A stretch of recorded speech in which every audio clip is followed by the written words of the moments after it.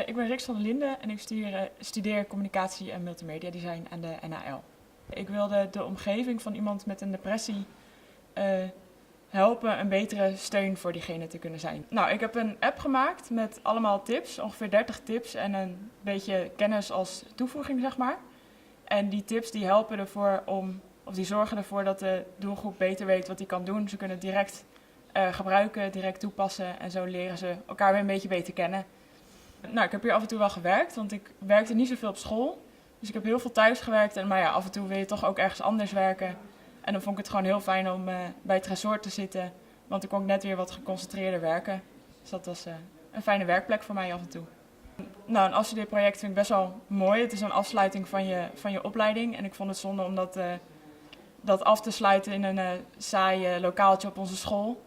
En dus ik dacht van nou, hier heb ik een aantal keren zitten werken. Ik wist dat dit zaaltje er was en het is gewoon een hele mooie zaal om zoiets te mogen doen.